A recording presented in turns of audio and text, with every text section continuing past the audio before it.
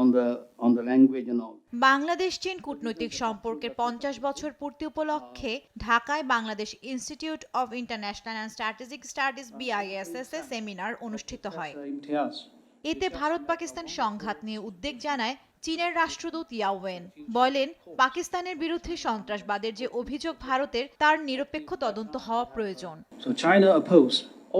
চীন সকল ধরনের সন্ত্রাসবাদের বিরোধিতা করে এবং প্রাথমিকভাবে নিরপেক্ষ তদন্তের আহ্বান জানায়।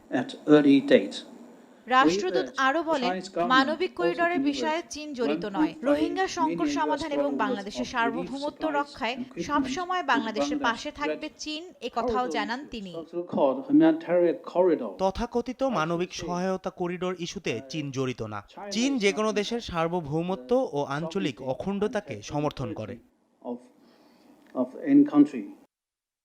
সেমিনারে আন্তর্জাতিক সম্পর্ক বিশ্লেষক ডক্টর ইমতিয়াজ আহমেদ বলেন, রোহিঙ্গা প্রত্যাবাসন একটি জটিল প্রক্রিয়া, তবে প্রত্যাবাসন পরবর্তী পদক্ষেপ নিয়ে এখনই ভাবতে হবে। ধরে নিই তাদের প্রত্যাবাসিত করা হয়েছে, তো পরদিন যখন জেগে উঠবে তখন তারা কি করবে, কোন স্কুলে যাবে, কোন ডাক্তারের কাছে যাবে।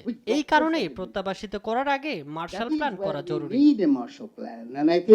তিস্তা প্রকল্প বাস্তবায়নে সহায়তা করতে চীন প্রস্তুত, তবে চূড়ান্ত সিদ্ধান্ত বাংলাদেশকে নিতে হবে বলে জানান রাষ্ট্রদূত ইয়াও ওয়েন। জান্নাতুল মোহনা, দেশ টিভি, ঢাকা।